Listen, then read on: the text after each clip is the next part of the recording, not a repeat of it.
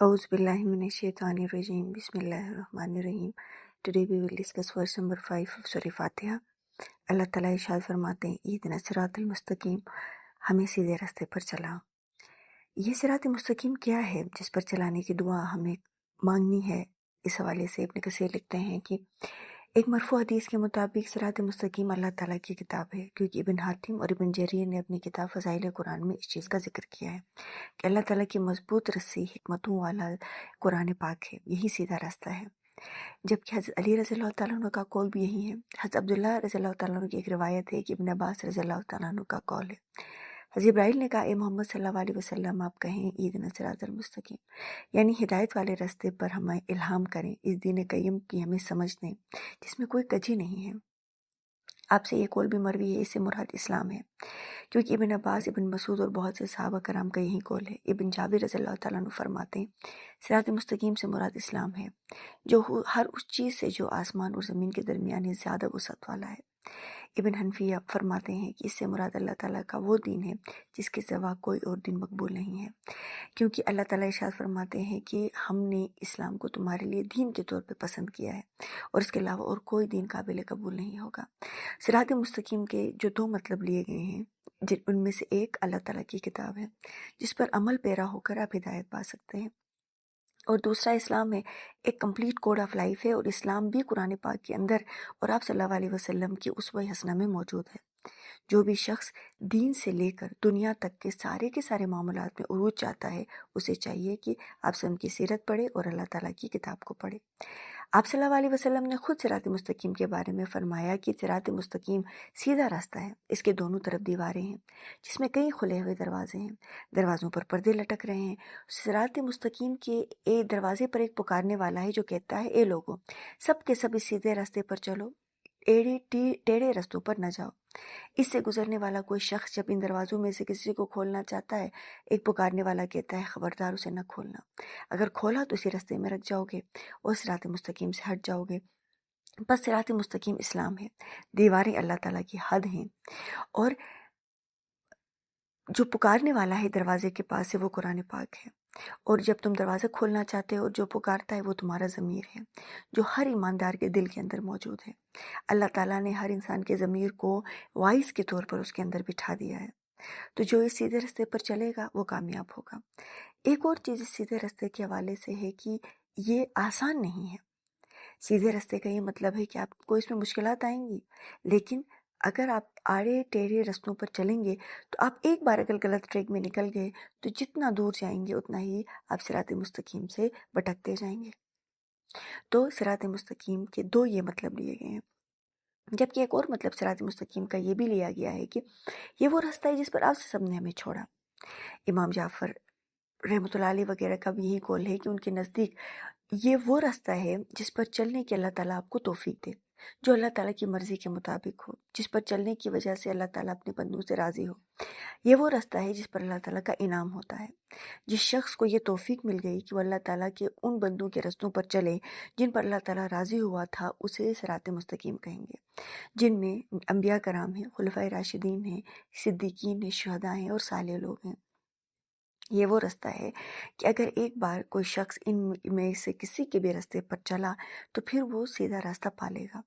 आप सल्लल्लाहु अलैहि वसल्लम की उसवा हसना तक पहुंचना तो किसी के बस की बात नहीं है। अपने साहबा के बारे में भी आप सल्लल्लाहु अलैहि वसल्लम ने इरशाद फरमाया था कि मेरे साहबा सितारों की मानंद हैं, तुम इनमें से किसी की भी पैरवी करोगे तो तुम्हें फलाह मिल जाएगी।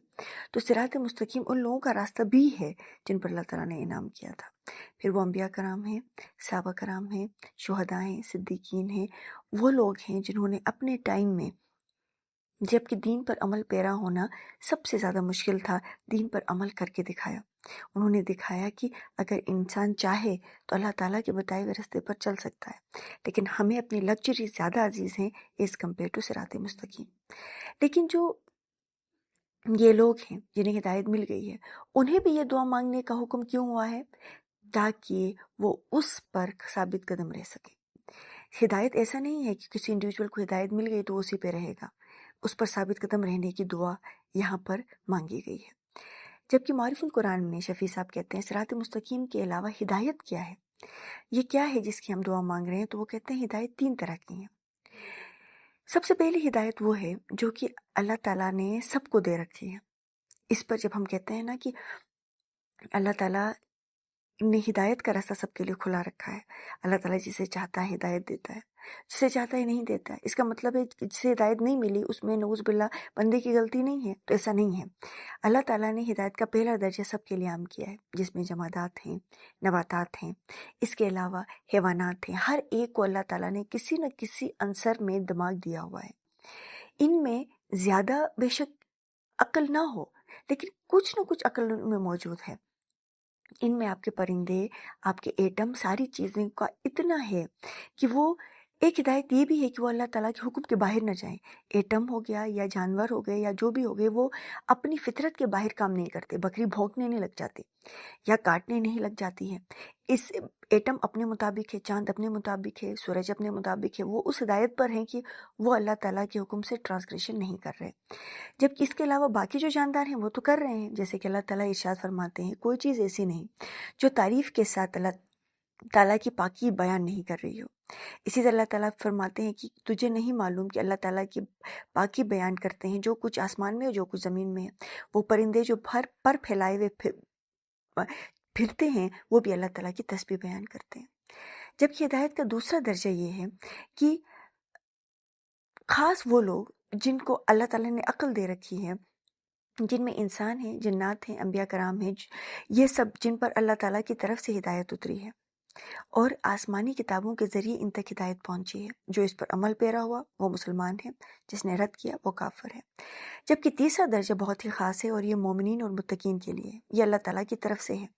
اللہ تعالیٰ جسے چاہتا ہے اس پر یہ والا جو درجہ ہے یہ عنایت فرماتا ہے، جسے ہم توفیق کہتے ہیں۔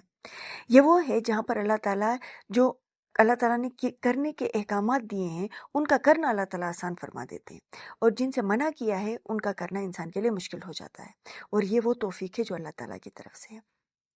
اور یہاں پر جب ہم ہدایت کی بات کرتے ہیں تو قرآن پاک کی تلاوت ہمیں اس کو آسان کیوں بناتے ہیں؟ کیونکہ قرآن پڑھنے سے ہمیں یہ پتہ چلتا ہے کہ ہدایت اللہ تعالیٰ کی طرف سے ہے۔ اس کا پہلا درجے کو کوئی بھی پہنچ سکتا ہے کیونکہ یہ سب کی اپنے اکارڈنگ ہے، لیکن دوسرے اور تیسرے درجے تک پہنچنے کے کرائٹیریاز ہیں۔ انبیاء کرام بھی دوسرے درجے تک پہنچتے ہیں۔ جب ہم انبیاء کرام کو ہادی کہتے ہیں تو ہم دوسرے درجے کی بات کر رہے ہوتے ہیں۔ تیسرا درجہ صرف اور صرف اللہ تعالیٰ کی طرف سے عنایت کرتا ہے، اور تیسرے درجے تک کم از کم فاسقین نہیں پہنچ سکتے۔ کیوں؟ کیونکہ انہیں توفیق اس لیے نہیں ہو سکتی کیونکہ وہ پہلے اور دوسرے درجے کو رد کر چکے ہوتے ہیں۔ پہلے درجے میں تو وہ بیسک کام کر رہے ہیں جو کہ ہر انڈیویجول کرتا ہے، جبکہ دوسرے درجے میں جب ہادی بلایا گیا، اللہ تعالیٰ کی طرف سے بھیجا گیا، تو انہوں نے اس پر عمل نہیں کیا۔ اس وجہ سے وہ تیسرے درجے تک پہنچ ہی نہیں پائیں گے۔ اس لیے یہ دعا انسان پر لازم کر دی گئی کہ انسان کوئی بھی فرد اس سے بے نیاز نہیں ہے۔ دین اور دنیا دونوں میں صراط مستقیم کے علاوہ اس کی فلاح ممکن نہیں ہے، اس لیے دنیا کی الجھنوں میں بہہ کر اسے صراط مستقیم سے نہیں ہٹنا چاہیے اور یہ دعا مانگتے رہنا چاہیے۔